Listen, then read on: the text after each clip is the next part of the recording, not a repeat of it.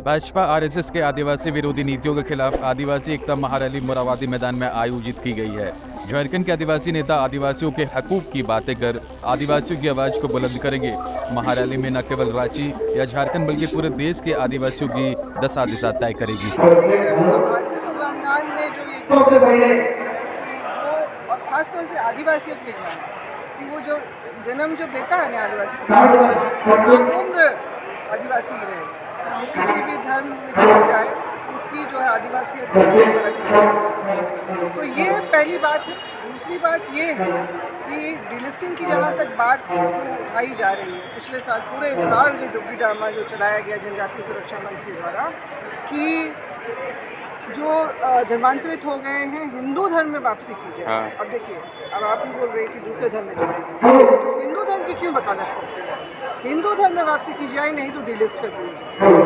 बोलने वाले भी तो डिलिस्ट को हो जाना चाहिए तो हिंदू धर्म की वकालत करते हैं, क्योंकि ये अपने आप को हिंदू ही मानते हैं। ठीक है, ये मतलब प्रत्यक्ष रूप से तो अपने आप को आदिवासी लगाते हैं, अप्रत्यक्ष रूप से ये हिंदू धर्म की वकालत करने वाले हैं, उसके अनुयायी हैं। ये हम लोगों ने बार बार देखा। जैसे कड़िया मुंडा जी भी जो जनजातीय सुरक्षा मंच का जो झारखंड में जो आयोजन के जो अध्यक्ष हैं आयोजन समिति के, उनकी बहू ने पिछले साल ही जसपुर जो छत्तीसगढ़ में जाके 700 से ऊपर के ऐसे धर्मांतरित आदिवासियों का जो है हिंदू धर्म में वापसी की। ये ऑन रिकॉर्ड है, पेपर में छपा था, मैंने देखा, उसको कटिंग भी मैंने रखी हुई है। तो ये सारी चीज़ें हैं। उसके अलावा जो सबसे मुख्य बात है, ये आखिर इस तरह का क्यों कर रहे हैं?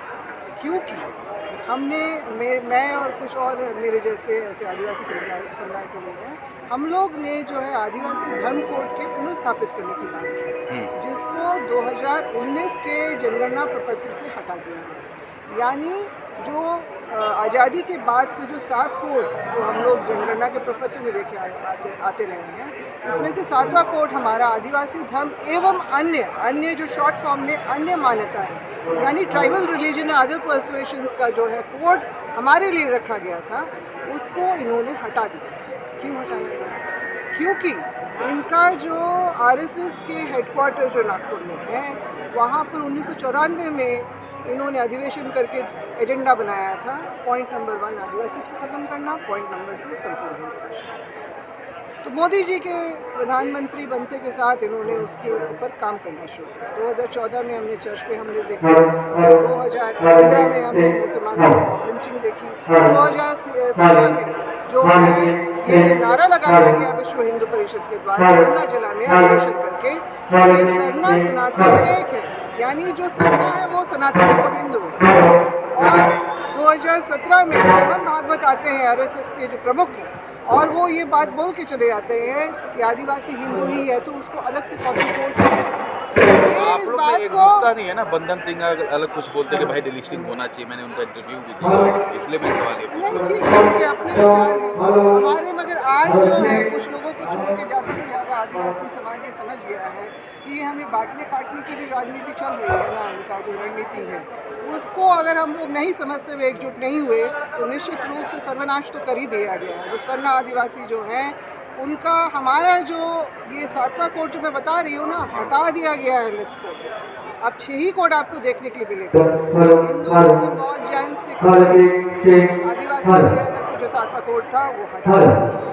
और हमने इसका 20 में इसकी मांग की, 21 में तो मैंने रजिस्ट्रार जनरल ऑफ इंडिया के ऑफिस में लिखित रूप से ज्ञापन दे के वहाँ पर जो है हमने इस बात को दोहराया बार बार कि हमारा कोड हमें वापस किया, ताकि देश भर के जो 30 जो आदिवासी है अपनी पहचान दर्ज कर जिसको सरना लिखना है, गोंडी लिखना है, कोई अपने लिखना है, मतलब देश के अलग अलग समुदाय के लोग इस कोड के अंतर्गत वो अपनी पहचान दर्ज करवाते आए, उनको उसका अधिकार मान सम्मान मिलना चाहिए।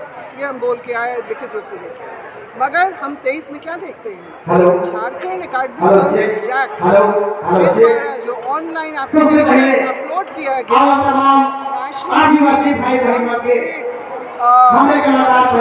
एग्जामिनेशन स्कीम, यानी में बोल सकते हैं 2023-24 8वीं कक्षा के राज्य में हिंदू के लिए मुसलमानों के लिए तब तक आदिवासी कार्यक्रम अगर आदिवासी क्लिक हो चलो इसका मतलब हमें क्या है? झारखंड में महान कलाकार एक तो बात जिनका करना गीत के बिना हमारा जो है कॉलम झारखंडी आदिवासी का पहचान अधिकार संविधानिक बिल्कुल अधूरा अधूरा लगेगा और अपनी आवाज हमें हमें का झारखंड का आन और शान श्री महान कलाकार पवन कुमार रोज की बात रौले का शब्द मीठा मीठा ताली बजेगा तो हमें का झारखंड की चलिए पवन कुमार रोज की आवाज के साथ ये मूल बात है हमें की आदिवासी हमें झारखंड वासी हमें का पहचान सब तक बांधा का हाथ नहीं बजेगा तब तक हमें का पहचान देगा चलो का आशीर्वाद एक नागपुरी गीत का साथ कोई सब कुछ ये सारा खेल कर सकते हैं मगर हमने इनके खेल के पीछे की जो मंशा है उसको देखा है समझा है और इसलिए हम पूरे जगह जाके इस बात को बोल रहे हैं बार बार बोल रहे हैं और लोग समझ भी रहे हैं कि किस तरह से हमारी पहचान को मिटा दिया गया है हमारे संवैधानिक अधिकारों को मिटा दिया गया है हमारा जो सब कुछ अस्तित्व खत्म कर दिया गया है इससे बड़ी बात क्या हो सकती है आदिवासी समाज के लिए और इसीलिए हम लोग विरोध कर रहे हैं और आज इस आदिवासी एकता मंच में हम अपनी एकता का प्रदर्शन करना चाहते हैं ताकि ऐसे जगह और ऐसे आगे तक जो है समझ में आए कि आदिवासी जब बोलता है जो बोलता है तो उसका परिणाम क्या होता है अंग्रेजों ने भी देखा अब ये भाजपा ही भी देखा अभी देश के अंदर में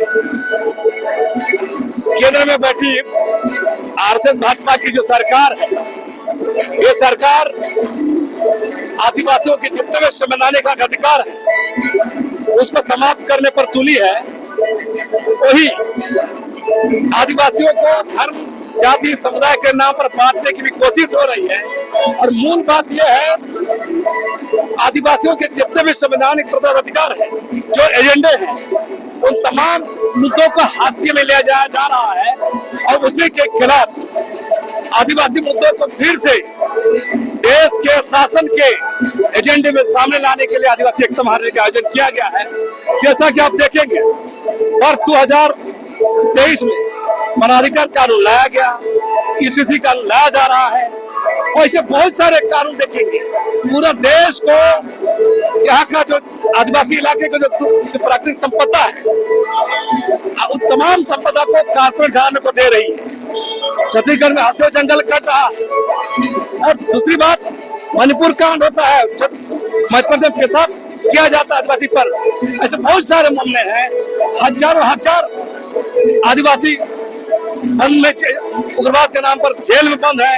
इन तमाम सवालों को सामने लाकर हम लोग 2024 का जो चुनाव है वो चुनाव में आदिवासी एजेंडा को आगे करके हम तमाम पॉलिटिकल पार्टी को चेताने को लिए किए हैं। ये बताइएगा आदिवासी समाज से अलग अलग जैसे कहीं चला गया तो डिलिस्टिंग क्यों नहीं होना चाहिए?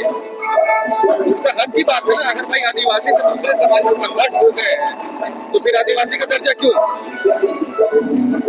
मैं कह रहा हूँ ऐसा कोई कानून बना है देश में और हक अधिकार आपको पता होना चाहिए कि देश में चाहे राजनीतिक आरक्षण हो जो सामाजिक आरक्षण जो भी आरक्षण है नौकरी और राजनीतिक प्रतिनिधित्व दोनों ही मामले में धर्म के आधार पर नहीं होते हैं। पहला बात जाने इस देश के अंदर में कभी है हिंदू का सीट मुसलमान का सीट ईसाई का सीट ऐसा होता है क्या?